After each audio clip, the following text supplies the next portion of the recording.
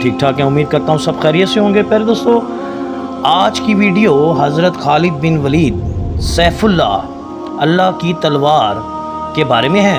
تو پیارے دوستو شروع کرتے ہیں۔ امید کرتا ہوں میری ویڈیو کو شروع سے لے کر آخر تک ضرور دیکھیں گے۔ پیارے دوستو، آپ رضی اللہ تعالیٰ عنہ کا نام خالد اور کنیت ابو سلیمان تھی، جبکہ لقب سیف اللہ یعنی اللہ کی تلوار تھا، جو کہ نبی کریم صلی اللہ علیہ وآلہ وسلم نے آپ کو عطا کیا۔ آپ کا سلسلہ نسب 5ویں پشت پر نبی کریم صلی اللہ علیہ وآلہ وسلم اور حضرت ابو بکر صدیق رضی اللہ تعالیٰ عنہ سے 7ویں پشت میں جا کر مل جاتا ہے۔ روایات کے مطابق آپ کی عمر حضرت عمر فاروق رضی اللہ تعالیٰ عنہ کی عمر کے برابر تھی۔ قیاس ہے کہ حضرت خالد بن ولید رضی اللہ تعالیٰ عنہ کی ولادت نبی کریم صلی اللہ علیہ وآلہ وسلم کی ولادت سے تقریباً 12 برس بعد ہوئی۔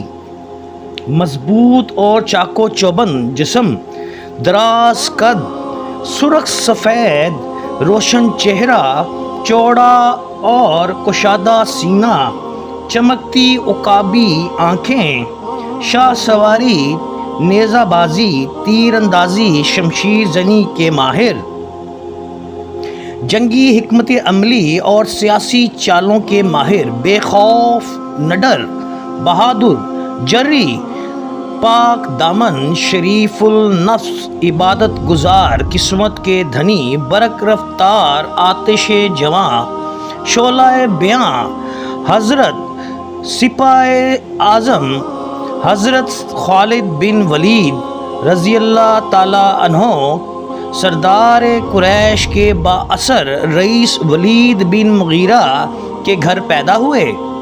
آپ رضی اللہ تعالیٰ عنہ کے والد ولید بن مغیرہ طائف کے رئیس میں سے شمار ہوتے تھے، جن کے بارے میں قریش کہتے تھے کہ اگر قرآن کو نازل کرنا ہی تھا تو ان پر کیوں نہ کیا۔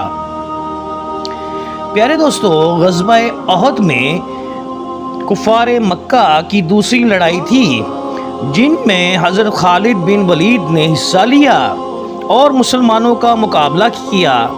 نبی کریم صلی اللہ علیہ وسلم نے مسلمانوں کی ایک جماعت کو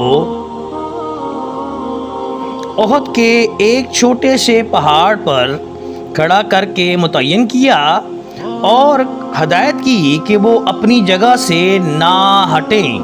جب کہ لڑائی شروع ہوئی تو مسلمانوں نے جوش ایمانی سے کفار مکہ پر ایسا زبردست حملہ کیا کہ وہ میدان چھوڑ کر بھاگ گئے۔ مٹھی بھر مجاہدین نے احد پہاڑ کے سائے میں لڑی جانے والی جنگ جیت چکے، کفار مکہ راہ فرار اختیار کر چکے، میدان جنگ کی طرف چلے گئے۔ اچانک اسی موقع پر پسپا ہو کر بھاگنے والے قریش کے سپاہ سالار خالد بن ولید کی نظر اس چھوٹی پہاڑی پر پڑی اور اسے خالی پایا، جس پہاڑی پر نبی کریم صلی اللہ علیہ وآلہ وسلم نے چند مجاہدین کو تیر انداز کو یہ حکم دیا کہ آپ نے یہ پہاڑی چھوڑنی نہیں۔ پھر اس مورچے پر پڑی اور پھر وہ برق رفتاری سے حضرت خالد بن ولید اس کی طرف لپکے، جس سے مجاہدین کو کافی نقصان ہوا اور کافی مسلمان شہید ہو گئے۔ میدان جنگ کے اس اہم مورچے پر قابض ہو کر مسلمانوں پر ٹوٹ پڑے اور آپ رضی اللہ تعالیٰ کا حملہ اتنا اچانک اور حیرت انگیز تھا اور شدید کن تھا کہ مسلمانوں کو فوری طور پر سنبھلنے کا موقع نہ ملا۔ میدان جنگ میں افراتفری کا عالم تھا اور پھر کسی نے نبی کریم صلی اللہ علیہ وآلہ وسلم کے قتل کی افواہ بھی اڑا دی۔ مسلمانوں کے حواس باختہ ہو گئے اور یوں اہم مورچہ چھوڑنے کی ذرا سی غفلت سے شدید جانی نقصان اٹھانا پڑا۔ پیارے دوستو، آپ کے اسلام قبول کرنے کا واقعہ بھی میں بیان کروں۔ ابن ہاشم روایت کرتے ہیں کہ میں نے حضرت خالد بن ولید کو کہتے سنا کہ اسلام قبول کرنے سے پہلے تقریباً ہر مارکے میں آپ حضرت صلی اللہ علیہ وسلم کے نئے عزم اور ولولے کے سامنے جب بھی وہ آتے تو ہر مرتبہ اس طرح میرے دل پر آپ صلی اللہ علیہ وسلم کا رعب اور دبدبہ طاری ہو جاتا، گویا کہ میرے حوصلے پست ہو جاتے اور مجھے یوں محسوس ہوتا جیسے کوئی غائبی طاقت آپ صلی اللہ علیہ وسلم کی حفاظت فرما رہی ہے۔ پس مجھے یقین ہو گیا کہ یہ لوگ پوری دنیا پر غالب آئیں گے۔ حضرت خالد بن ولید اپنے قبول اسلام کا واقعہ بیان کرتے ہوئے کہتے ہیں کہ غزوہ خندق کے بعد ایک دن مجھے میرے بھائی کا خط ملا جس میں انہوں نے لکھا کہ اے میرے پیارے بھائی، رسول اللہ صلی اللہ علیہ وآلہ وسلم نے مجھ سے دریافت کیا کہ خالد کہاں ہے۔ آپ نے ان سے کہا کہ خالد کہاں ہے۔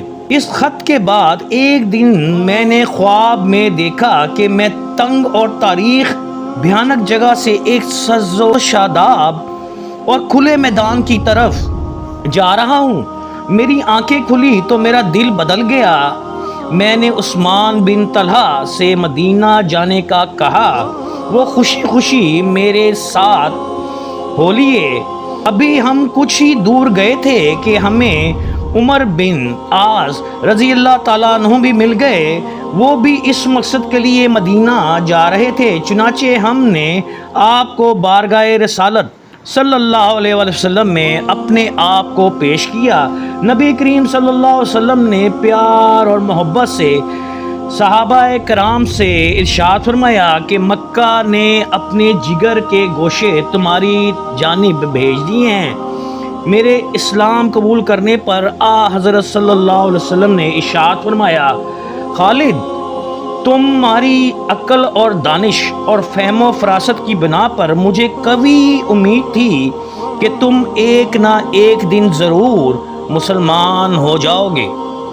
پیارے دوستو، کیا بہت کم لوگوں کو یہ معلوم ہے کہ حضرت خالد بن ولید کو ایک نامور اور ایک فاتح کے نام سے دنیا جانتی ہے، لیکن بہت کم ہی لوگ جانتے ہیں کہ حضرت صلی اللہ علیہ وسلم نے انہیں کاتب وحی کے منصب پر بھی فائز فرمایا۔ مختلف وحی آپ نے کاتب وحی کے طور پر کام بھی کیا۔ پیارے دوستو، اگر آپ کو میری یہ ویڈیو پسند آئے تو لائک اینڈ شیئر کیجیے گا۔ نیکسٹ ویڈیو ہماری مارکہ موتا ہے تو اس پہ بھی بات کریں گے۔ تب تک کے لیے اجازت دیجیے گا۔ السلام علیکم ورحمۃ اللہ وبرکاتہ۔